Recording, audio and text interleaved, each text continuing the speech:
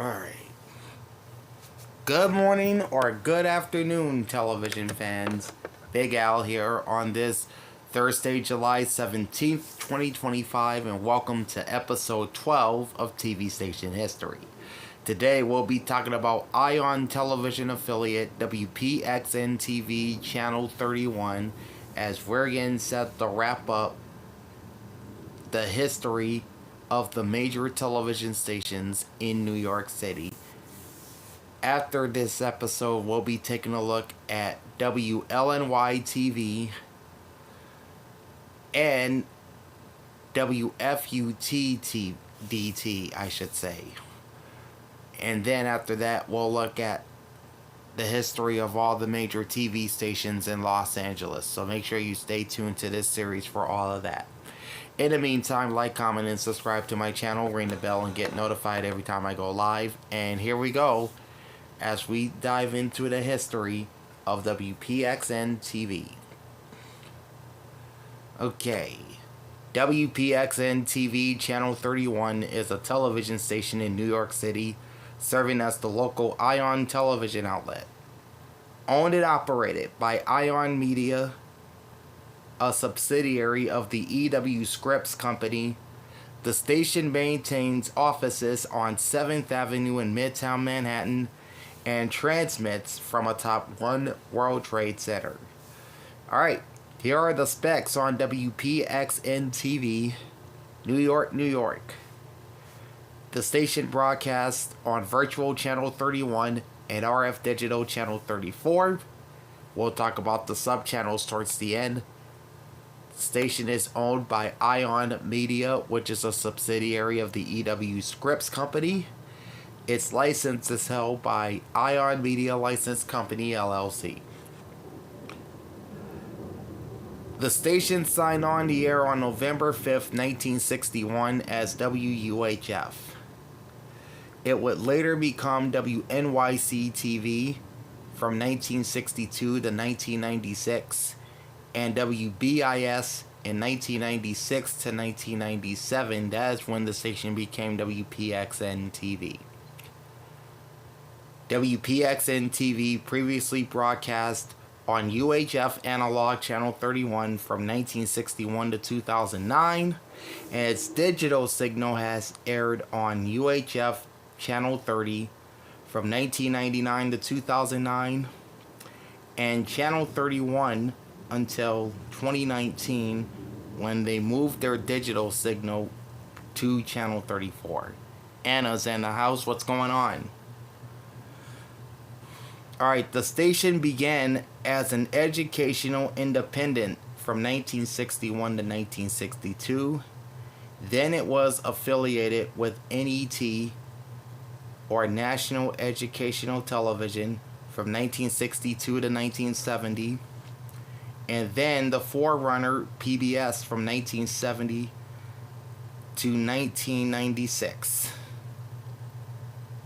In 1996, Channel 31 converted into a commercial independent, primary in 1996 through 1997, and secondary from 1997 to 1998. And then it was affiliated with NTV from 1997 to 1998. Before it became what would be PAX TV, and then later Entertainment Television, and now Ion Television. Call sign meaning is Paxson. WPXN-TV is licensed by the Federal Communications Commission to operate at an effective radiated power of 170 kilowatts from their 1,706-foot tower atop One World Trade Center. Their website is iontelevision.com. Now to the history, starting with municipal ownership from 1961 to 1996. The City of New York, which was one of the first municipalities in the United States to enter into broadcasting with the 1924 sign-on of WNYC Radio, was granted a construction permit to build a new television or a new commercial television station, I should say, in 1954. 7 years later, on November 5th, 1961, WUHF took to the air for the first time. Through the municipal broadcasting system, which held the Channel 31 license, the city, which was then led by former Mayor Robert F. Wagner Jr., and the FCC used WUHF as an experiment to determine the viability of UHF broadcasts within an urban environment. Some of the early programming on WUHF included simulcasts of New York's existing commercial VHF stations, educational films produced by WNYC's television film unit, established in 1949, college-level distance education telecourses, and reportedly a nightly rundown of the New York City Police Department's wanted criminals list. The experiment was carried out through the installation of UHF receivers in several hundred test homes, public schools, and businesses, with reception monitored by the FCC and city engineers. After a year of test broadcasting was deemed successful, full control of WUHF was then transferred to the city. The station became a full-time operation on November 5th, 1962, with new call letters WNYC-TV to match its sister radio stations, WNYC AM, then at 8:30 AM, now at 8:20, and WNYC FM 93.9. Though the Channel 31 license was classified as commercial, WNYC-TV was operated as a non-commercial educational station. Some of the programming from the experimental period continued and now included live broadcasts of the United Nations General Assembly meetings. As a municipally owned station, WNYC-TV also devoted airtime to shows focused on civic affairs, along with other public interest programs. The station also carried some programming from National Educational Television, or NET, and its successor, PBS, but later increasingly ran more independent educational television programs. For many years, Channel 31 ran a 15-minute newscast on weekdays called News from City Hall, later called News City, and expanded to 30 minutes, which highlighted the day's events in municipal government. In 1979, Mayor Ed Koch decided selling the WNYC stations to other interests due to a municipal fiscal crisis. Instead, the WNYC Foundation was established as an outlet to raise operating capital for the stations. Though there were twice-yearly fundraising appeals made by the WNYC stations, WNYC-TV did not run on-air pledge drives in a manner similar to other PBS stations, mostly because it was a commercial license. It would not, however, have faced any problems had it done so, as WNED-TV, that's the PBS member station in Buffalo, New York, operated for decades as a non-commercial broadcaster under a commercial license. Channel 31 also leased blocks of airtime to foreign language broadcasters.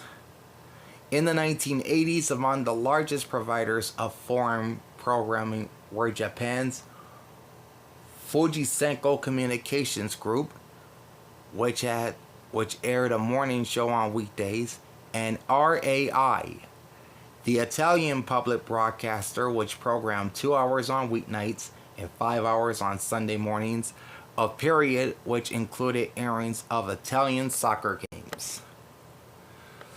Also during this era, WNYC-TV joined the music video phenomenon, and in the process contributed to the growth of the hip-hop culture and rap music.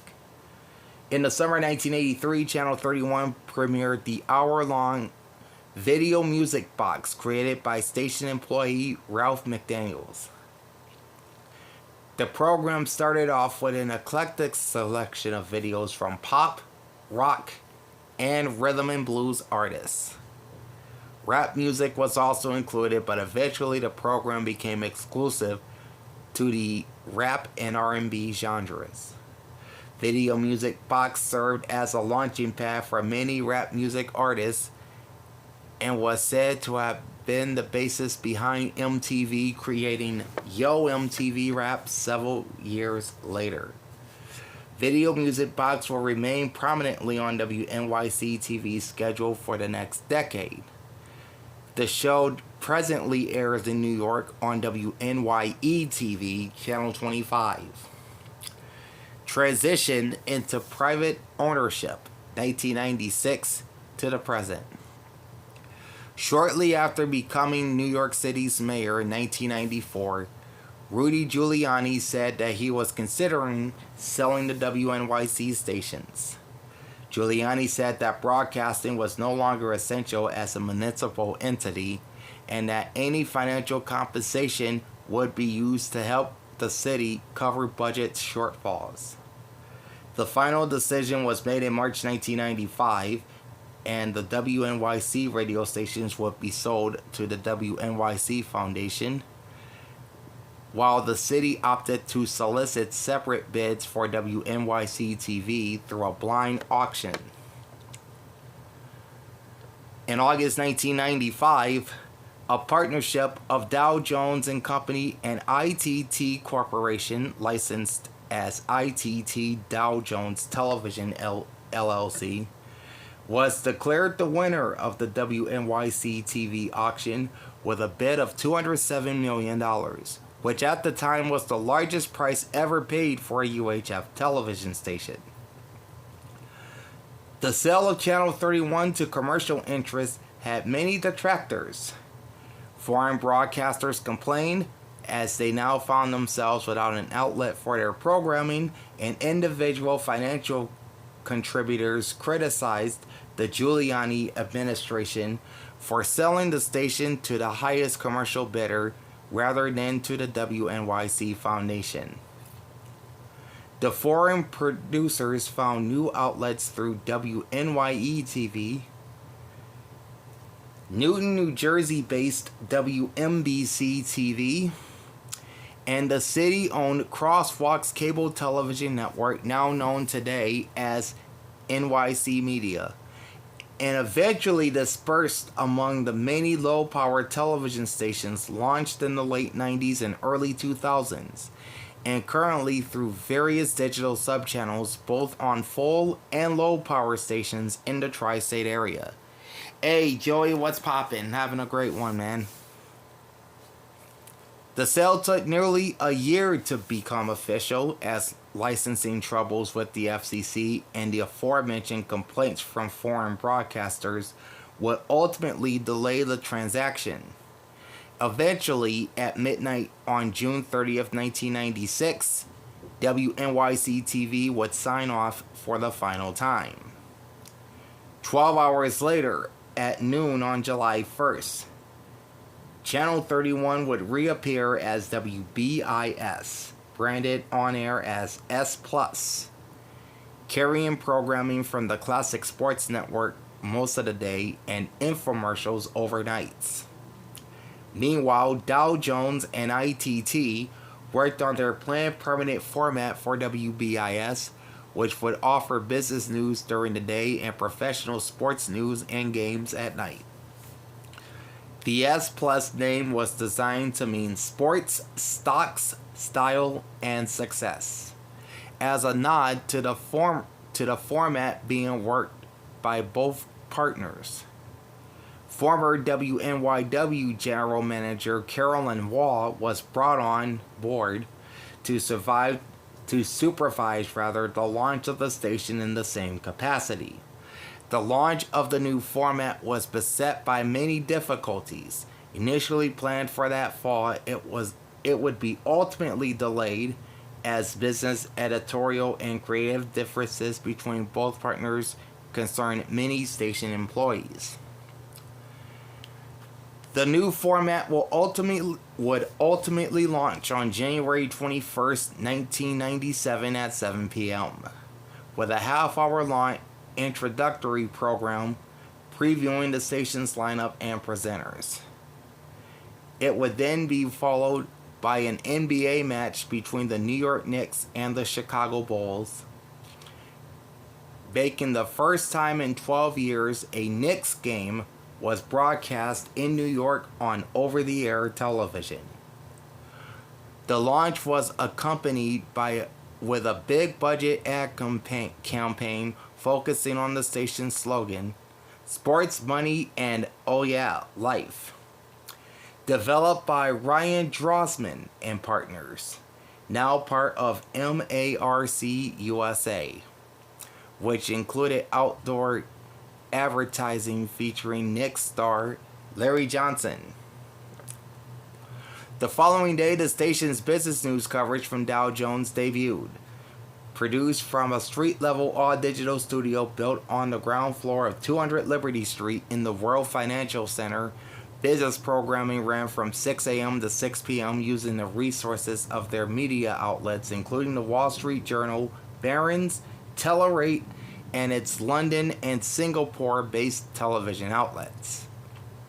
Programming was tailored to the New York market and featured alongside frequent breaking news and business updates, as well as weather and traffic reports. Heavy emphasis on reporting on consumer advocacy, lifestyle, and pursuits. Daily programming was anchored, among others, by New York News veterans Tony Guida and Carol Martin, hired after their controversial firings at WCBS-TV the year before, as well as future Fox News Channel anchor Martha McCallum. A half-hour sports-focused business report served as a transition to the daily sports programming running from 6 p.m. to 6 a.m. ITT, then co-owners of Madison Square Garden and the teams that played in the venue, with Cablevision, offered team coverage of the New York Knicks and New York Rangers, produced by their sister cable outlet MSG Network, who was by then planning a merger with Cablevision-owned Sports Channel New York. WBIS was also slated to carry some games of the New York Islanders, New Jersey Devils, and New Jersey Nets, all of which aired on Sports Channel New York, and in fact did air at least one game from each of the three teams, with production handled by MSG using both that networks and Sports Channel personalities. Some classic Sports Network programming remained on weekends and on evenings, when there was no live sports coverage, and infomercials continued overnights. There was some talk that WBIS would secure broadcast rights for the New York Yankees, with executives reportedly wanting all 50 broadcast games to boost the station's prominence. But that team opted to remain with WPIX Channel 11 for the 1997 season. It also became a de facto affiliate of Fox Sports Net after signing a $30 million 5-year split revenue deal, since at the time FSN did not have an outlet in New York. By fall 1998, Cablevision had converted its sports channel networks to FSN, including Sports Channel New York. As a result, WBIS carried FSN programs and events such as Big 12 and Pac-10 conference sports, weekly Thursday night baseball games, and Fox Sports News 3 times a day, as well as shows from the then young Outdoor Life Network and Speed Vision networks on weekends.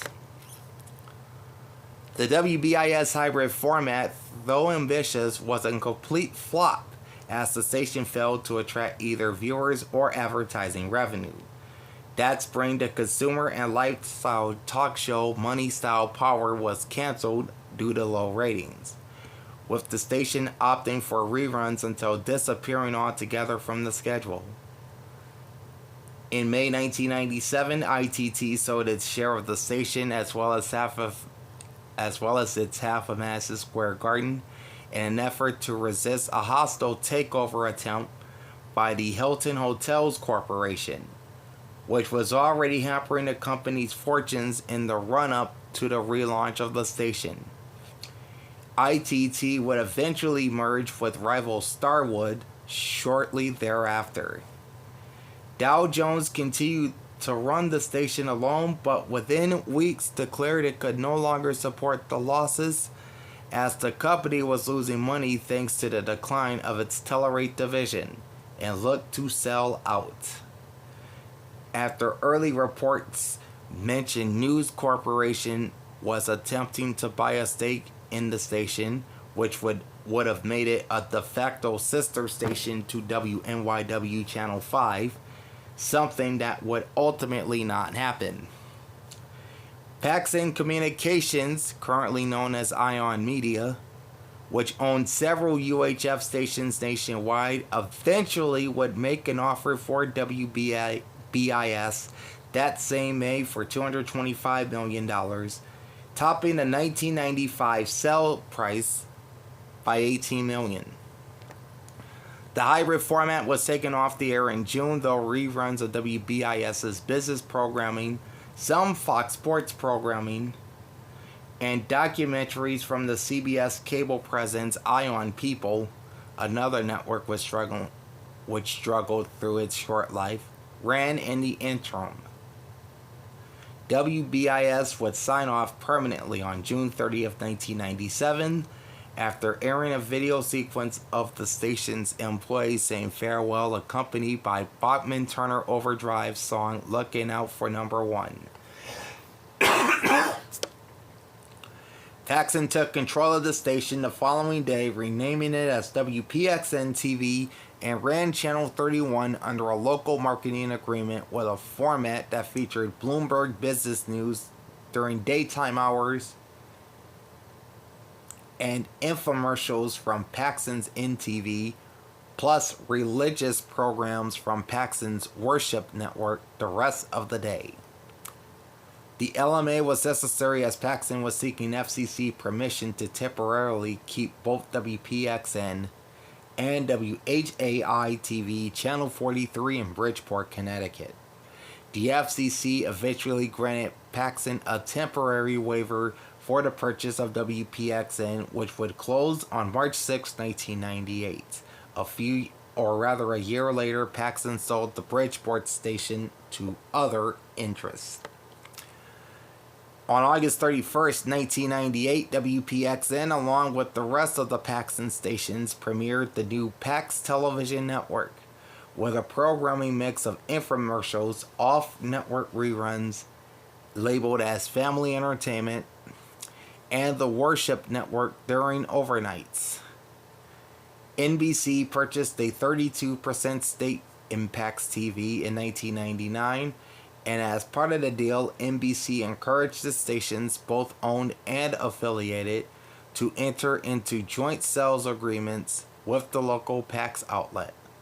Locally in New York, WNBC Channel 4 did just that with WPXN, and as a result, Channel 31 aired rebroadcasts of WNBC's evening newscasts. The LMA arrangements ended in July 2005, and sometime later NBC would sell its stake in PAX TV. On September 11, 2001, the transmitter facilities of Channel 31, as well as 6 other New York City television stations and several radio stations, were destroyed when 2 hijacked airplanes crashed into and destroyed the World Trade Center towers. When Channel 31 returned to the air days later, they were broadcasting at low power from a temporary facility in West Orange, New Jersey, and then it has since moved its transmitter to the Empire State Building. On May 9, 2017, it was announced that Channel 31 will return to broadcasting from the new One World Trade Center. In July 2005, PAX TV changed its name to Independent Television, And on January 29th, 2007, the network would become Ion Television. Oh, it's not that hot. It's probably about 90 something right now. Not that hot. Like most Ion television stations, WPXN then ran infomercials until 6 p.m. daily, except for some religious shows on weekday and Sunday mornings, along with some educational programs from Cubel on Friday afternoons, and Ion's collection of mostly off-network reruns filling the primetime portion of the schedule. Plus one public affairs program, Ion New York City. Sell to Scripps. On September 24, 2020, the Cincinnati-based EW Scripps Company, which was in the process of selling WPIX to Mission Broadcasting, a partner company of Nexstar Media Group, announced that it would purchase Ion Media, including WPXN's license and assets, for $2.65 billion with financing from Berkshire Hathaway. The purchase subsequently resulted in Scripps divesting 23 Ion-owned television stations in 20 other markets to Enyo Broadcast Holdings, which agreed to maintain their existing Ion television affiliations as well as carry other Scripps-owned multicast networks, to allow Scripps to fully comply with the FCC's local and national ownership regulations. Notably, the station portfolios of Ion Media and Scripps collectively would have put the combined entity above the FCC's 37% national coverage cap without the divestitures. Even with the pre-digital conversion era UHF discount rule, which counts UHF stations towards 50% of their total market reach, factored in, WPXN holds the largest contribution to the national cap under both groups, as New York City has the largest local market share of any U.S. television market, necessitating the spin-offs to keep it as well as the other retained properties. The sale was completed on January 7, 2021, nearly 8 days after Scripps sold WPIX to Mission Broadcasting on December 30th, 2020. Technical information, subchannels. WPXN's signal is multiplex. Alright, channels 31.1 and 31.2. Channels 31.1 and 31.2 both broadcast in 720p high definition. Main Ion television programming is on 31.1. Then you have Bounce TV, that's the African American multicast network, on 31.2. The other 6 subchannels broadcast in 480i high definition, and all 8 subchannels have a 16:9 aspect ratio. Grit, which airs westerns, is on 31.3. Then you have Scripps Multicast Network Court TV on 31.4. Ion Television's sister network Ion Plus is on 31.5. The newly launched Game Show channel is on 31.6. The newly launched crime channel Busted is on 31.7. And QVC can be seen on 31.8. Analog to digital analog to digital conversion. WPXN-TV ended regular programming on its analog signal over UHF Channel 31 on June 12, 2009, as part of the federally mandated transition from analog to digital television. The signal's digital signal relocated from its pre-transition UHF Channel 30 to Channel 31. WFUT-DT took over the Channel 30 allocation as it moved its digital signal from Channel 53 as a result of the phase-out of channels 52 to 69. Finally, former repeaters. WPXU-LD Channel 12 in Amityville, New York, formerly relayed WPXN. This station began operation on or around May 2nd, 2011. It replaced WPXU-LP, an analog station on Channel 38 that went dark some years earlier after its channel was reallocated to the digital signal of WWOR-TV Channel 9. On December 15, 2014, ION reached a deal to donate WPXU-LD to Word of God Fellowship, parent company of the Daystar Television Network, which is based in Dallas. WPXO-LP Channel 34 in East Orange, New Jersey, relayed WPXN-TV's programming until the station was sold in August 2007. It is now Spanish-language independent station WNYX-LD. And that is the history of WPXN-TV Channel 31 in New York City. We have 2 more stations left before we wrap up the New York television market. In episode 13, we'll be taking a look at WFUT-DT Channel 68, which is the local Unimas station in New York City. We'll be taking a look at that station tomorrow, and then on Saturday we'll take a look at independent television station WLNY-TV Channel 55, which is presently owned by CBS. And then next week we'll dive into the Los Angeles market. So make sure you stay tuned to the series for all of that.